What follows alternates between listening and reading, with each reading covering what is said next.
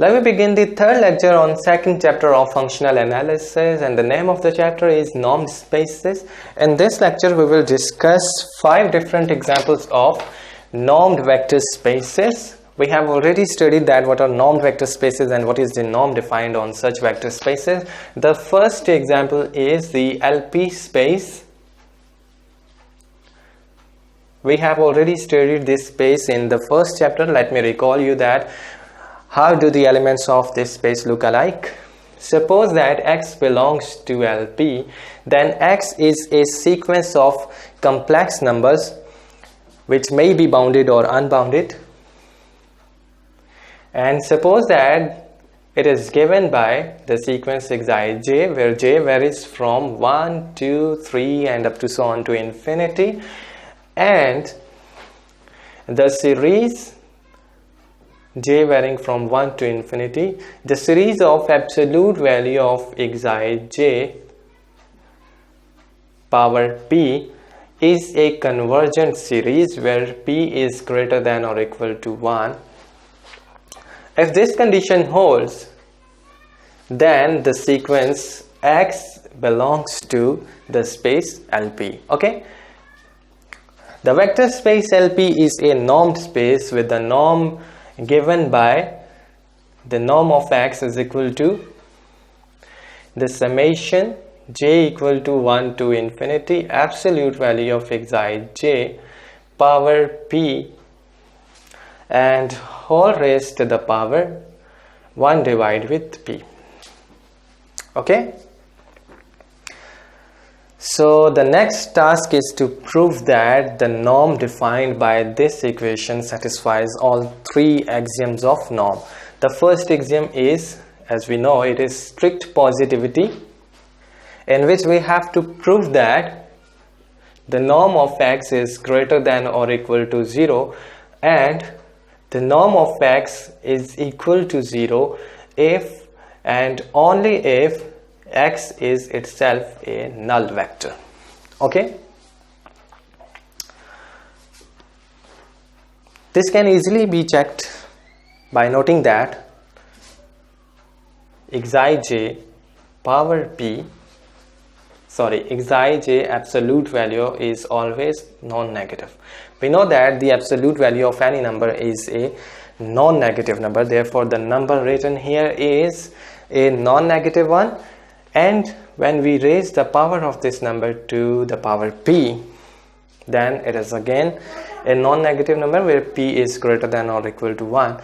And if we take this summation of such non-negative numbers, then the summation is again non-negative and the power 1 divided by P of this summation is again non-negative. Therefore, this condition is satisfied.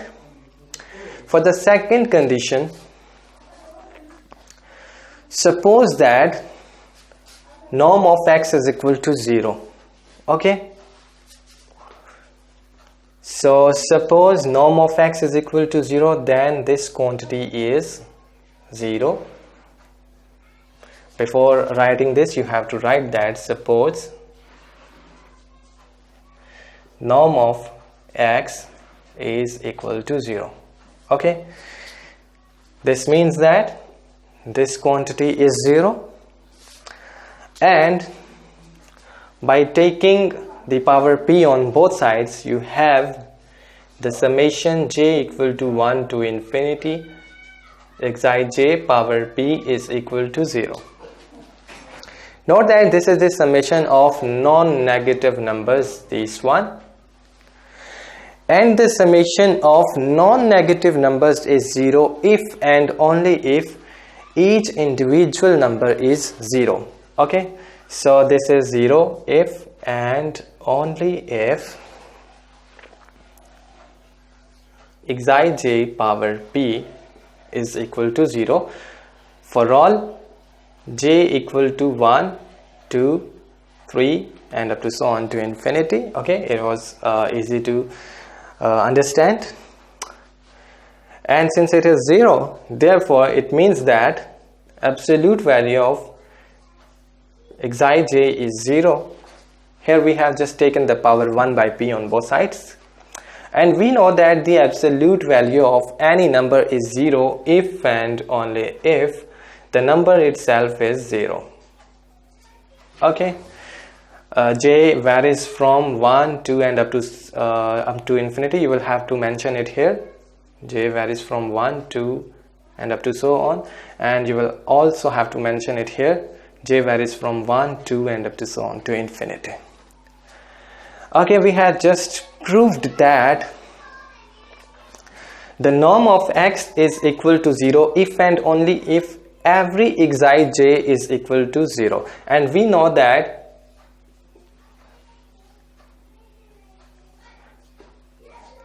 the xij constitutes a sequence, and which is the sequence x. If every element of this sequence is 0, then this sequence is itself a 0 sequence. Therefore, it means that if each xij is 0, then x is equal to 0. So we have proved that the norm of x is equal to 0 if and only if x is equal to 0. So this was really easy. Let me move to the second property, second axiom of the norm, that is the homogeneity.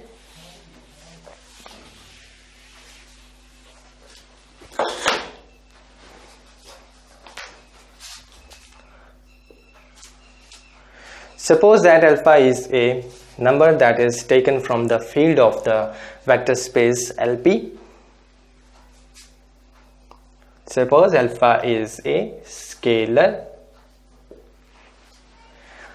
Now consider the absolute value of, the norm of alpha x.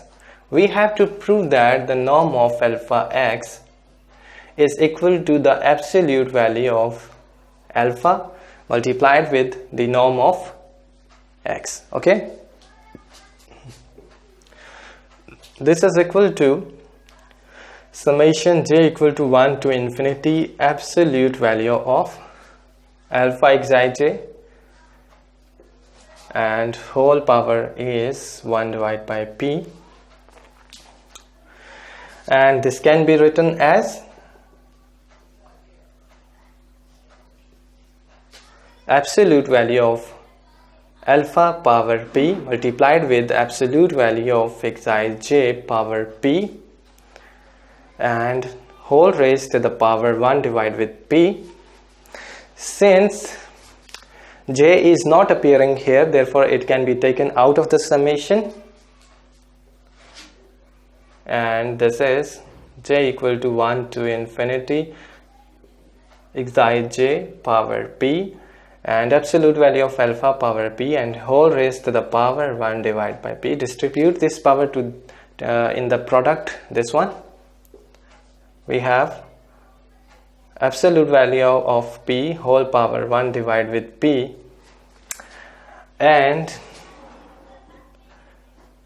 summation j equal to 1 to infinity xij power p whole raised to the power 1 divided with p. This p gets cancelled with this one, and you have absolute value of alpha multiplied with this thing. This is simply the norm of x. So the homogeneity property has been proved. The last but not least is the triangle inequality.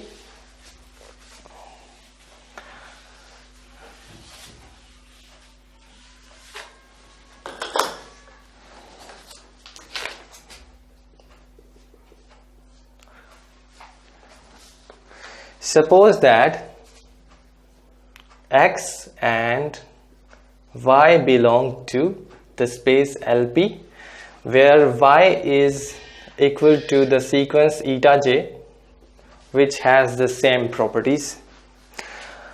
Okay, we have to prove the triangle inequality.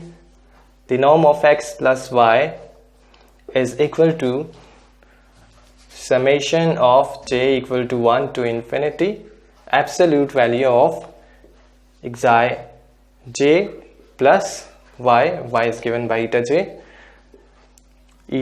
power p and whole raised to the power 1 divided with p Now you can make use of the Minkowski inequality that was studied in previous chapter, so recall it. So by making use of Minkowski inequality, we have this thing less than or equal to j equal to 1 to infinity absolute value of xij power p whole raised to the power 1 divided by p plus summation j varying from 1 to infinity absolute value of eta j power p whole raised to the power 1 by p, where you will have to mention that we have used the Minkowski's inequality. Okay, and note that this quantity is simply the norm of x. Similarly, this quantity is the norm of y. So the absolute value of norm of x plus y is less than or equal to the norm of x plus norm of y. So it means that the triangle inequality of the norm is satisfied. So it means that the equation that is given by this one describes a norm, and this is the norm on the space LP. Therefore the space LP with this norm is the normed vector space. This was the first example, therefore I have discussed it in details. The rest of the examples would be your homework, and I will give you the hints for them.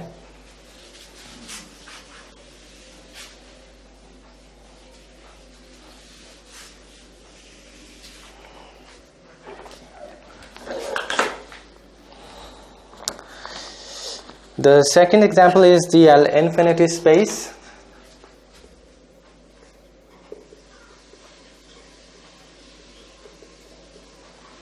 So we have already studied this space in the previous chapter. We know that the elements of such a space are the sequences of complex numbers which are bounded. Okay, unbounded sequences are not considered in this space. The norm is given by norm of x is equal to the supremum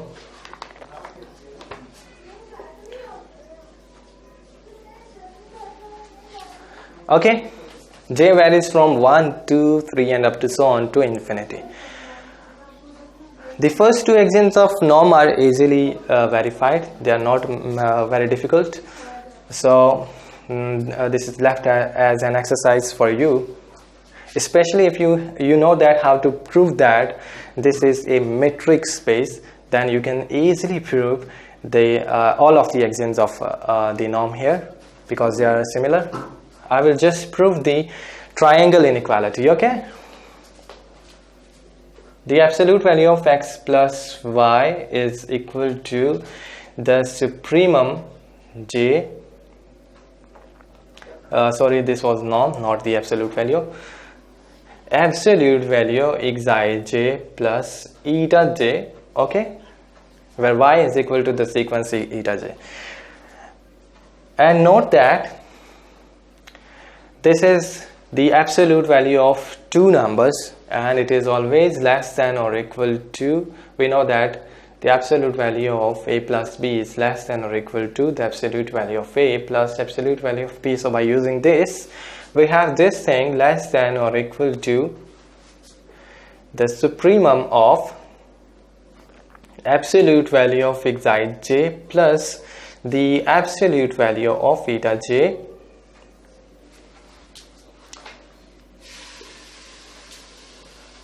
Note that these are not just the numbers, these are actually the sets, because the quantity, just this one xij, is a number. Okay, when you give the variation to j, that is j equal to 1, 2 and up to so on, you have xi1, xi2 absolute value and up to so on. You get a set by giving the variations to the values of j, by giving the variations to j. So this thing is a set, therefore this thing together with the variations on j is a set, therefore this thing is a set. Similarly, this thing is a set. Okay, and recall from the real analysis course that if we have two sets A and B, then the summation, then the supremum of the sum of these two sets is equal to the supremum A plus supremum B. The supremum of the set of the supremum of the sum of two sets is equal to the supremum is equal to the sum of the individual supremum of these sets. Okay, so by using this property, you can write your inequality as the right hand side of the inequality as the supremum J absolute value xij plus the supremum J absolute value of eta j, and this is equal to norm of x plus this is equal to norm of y. Okay, so the infinity space with the norm given by this one is a normed space. And the next example is the space CAB. This was also considered in the previous chapter. It contains, this is the set of all functions f or the functions x of t, where t belongs to the closed interval from a to b. These are real valued functions which are continuous on this closed interval. The norm in this space is simply given by the norm of x is equal to the maximum t member of the interval j, where j is the interval AB, closed interval, and absolute value of x of t.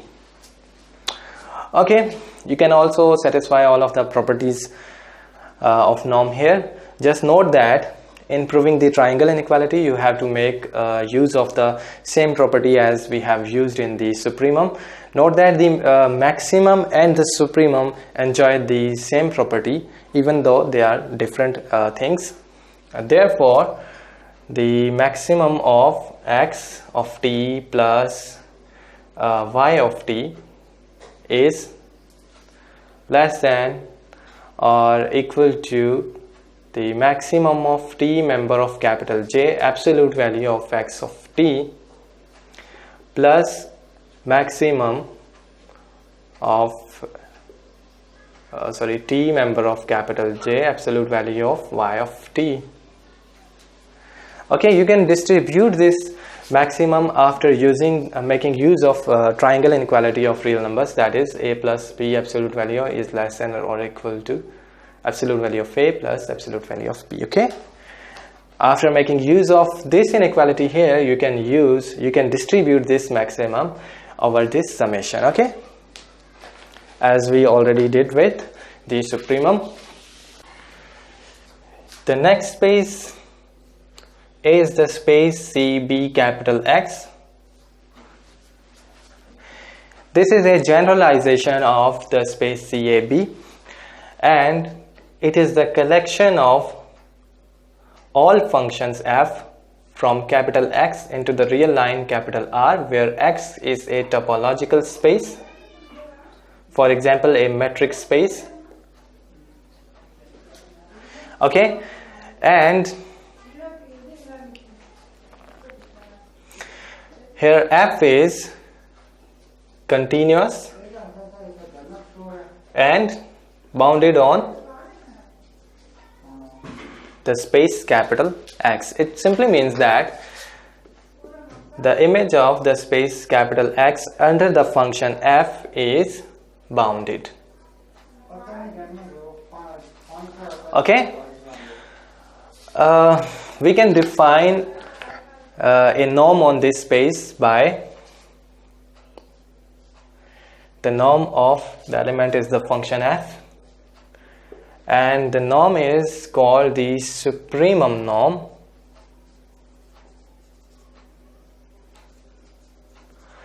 or the uniform norm, or just the sup norm, given by the norm of f with an infinity in the subscript, and it is equal to the supremum of absolute value of f of x, the norm of f of x, it is mistake, the absolute value of f of x, and x belongs to capital X. Cut कर दो सारे को, बहुत मुश्किल lecture बना यार.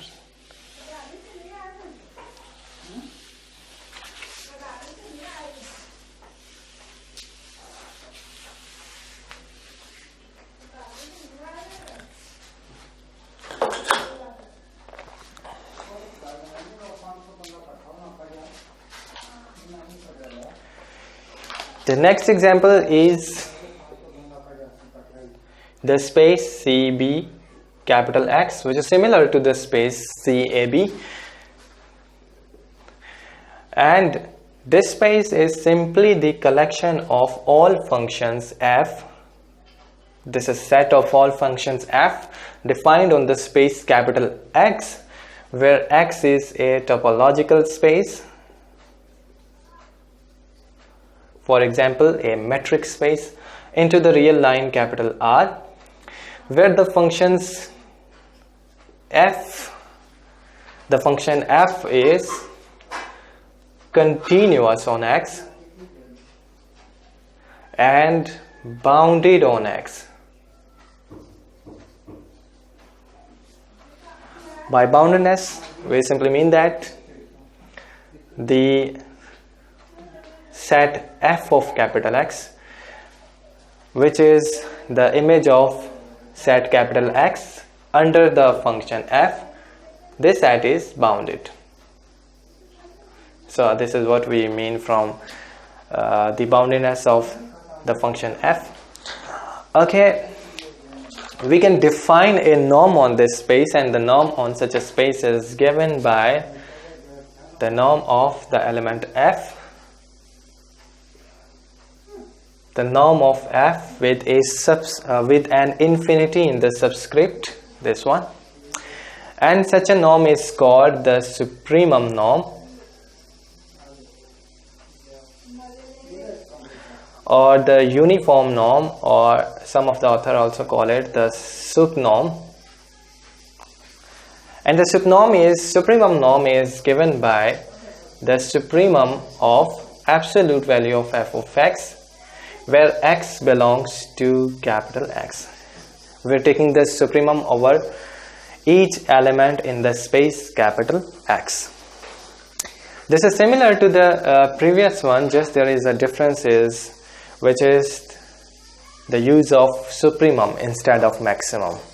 So we can prove that this is a norm in a very similar way to the previous examples. Okay, so it is an exercise for you.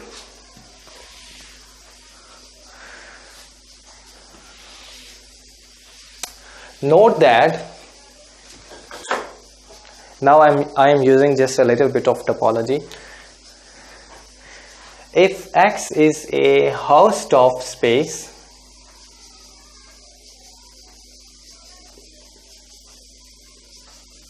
and it is the compact space, then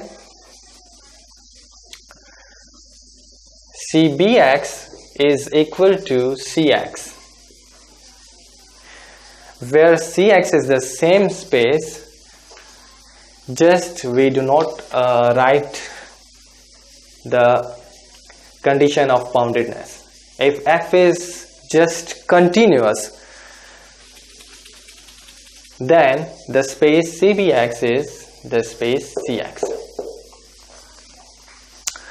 Okay, if X is the compact Hausdorff topological space, then CBX, the space CBX and the space CX coincide. That is, they are same things.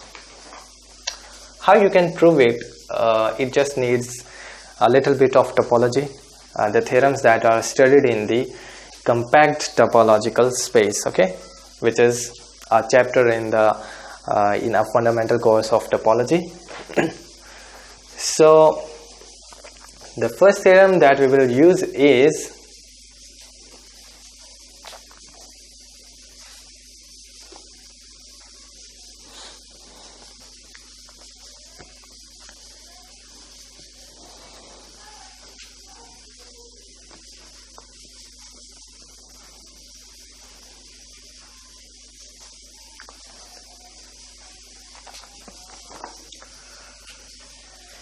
the first theorem is, if f is a continuous function and x is a compact space, then the image of the space x under the function f, that is f of capital X, is also a compact set.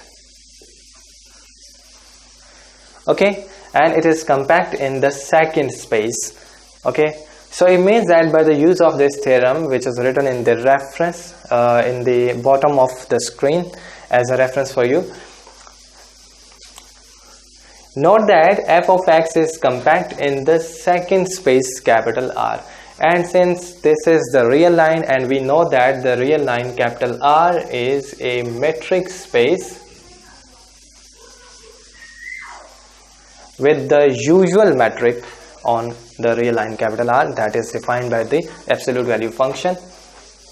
Now we will make use of another theorem of topology that says that if X is a metric space,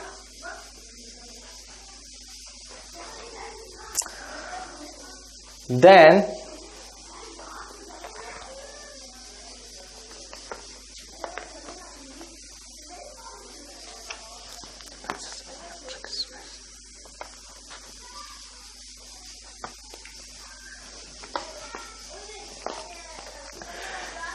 any subset, say set A, which is in the set capital X, which is compact in capital X, a subset capital A of the metric space capital X, which is compact in the space capital X, is bounded and closed. यार क्या बकवास है, cut 9 minutes पे आके compact.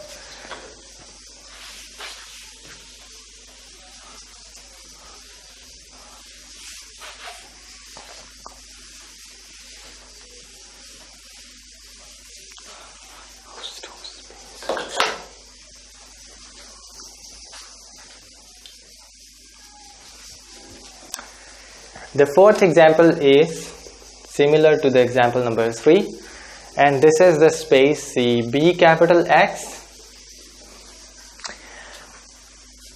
and this space is the set of all functions f from capital X into the real line capital R, where X is a topological space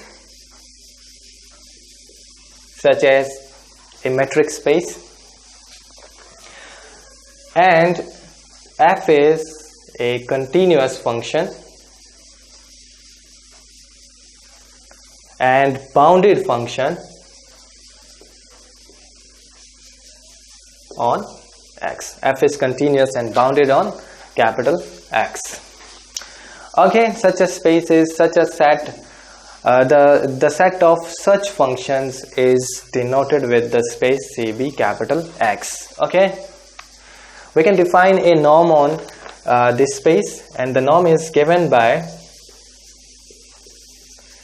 the norm of f is equal to the norm of f infinity in the subscript, and such a norm is defined by supremum of absolute value of f of x, and x belongs to capital X. We are taking the supremum over all elements of the space capital X, and such a supremum is denoted by this one, as we already know.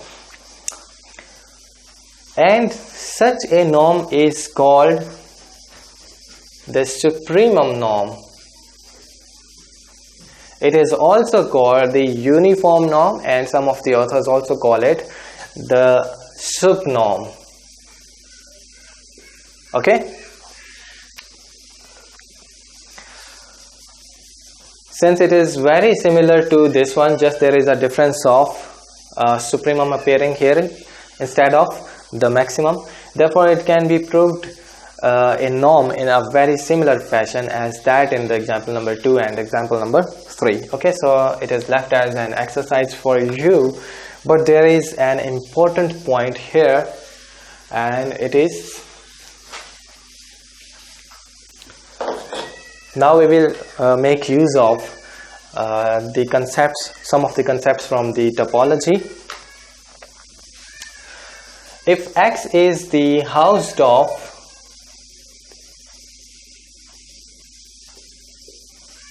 topological space and it is the compact space, then the space CBX coincides with the space CX, that is CBX is equal to CX, where CX is the same space with removing the condition of boundedness. Okay, so the space given by this one is the space C of X.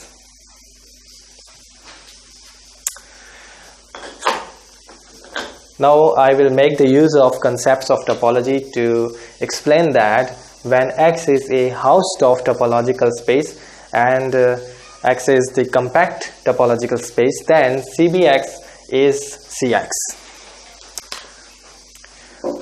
All the first, note that we will make the use of a simple theorem which is given in the compact topological spaces, which is a chapter studied in the basic course of topology.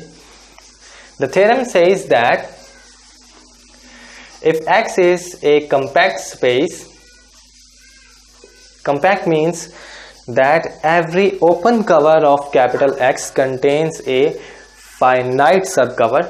Okay, if X is compact, then and if F is continuous,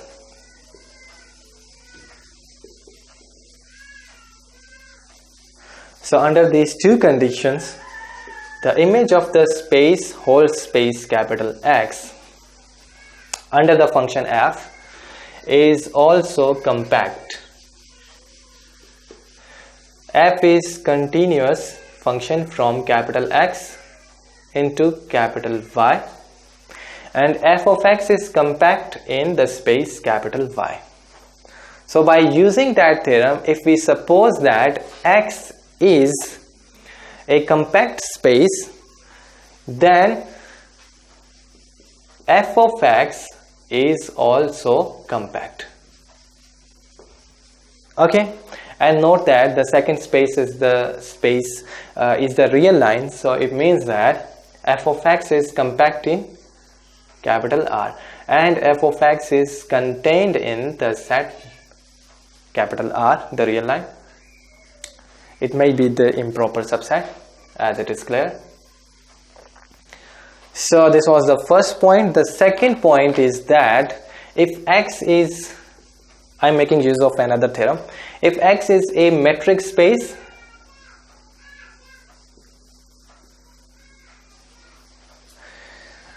then any compact subset of a metric space is closed and bounded.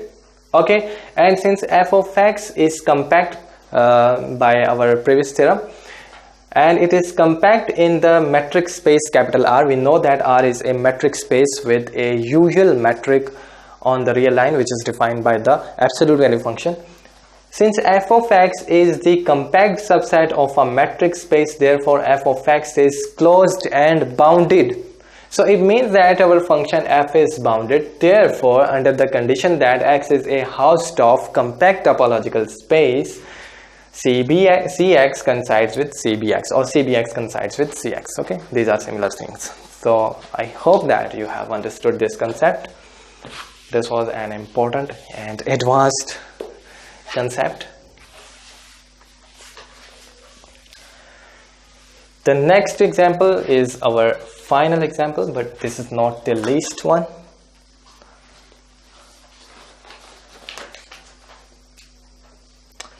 And it is the simplest of all others that we have studied, and it is the Euclidean space.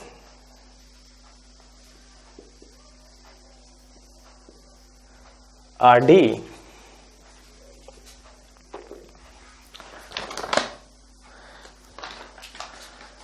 And we know that the elements of this space are the vectors which are written as n-ordered tuples. Okay, for example, if V belongs to RD, where D is a natural number, you can also write here just n. Then this vector V is equal to the ordered tuple V1, V2 and up to so on to Vn. Okay. And a norm on such a space is given by the Euclidean norm, and it is equal to the square root of summation j equal to 1 to d absolute value of Vi, where Vi these components, Vi are these components, and whole power is t. I'm sorry, it is square. Okay, this is the first norm. So the Euclidean space with this norm is a normed vector space. We can define another norm on this space, and that norm is equal to norm of V infinity. This is not the supremum norm, okay? So don't confuse it with the supremum norm. It is maximum I greater than or equal to 1 j less than or equal to d absolute value of Vj.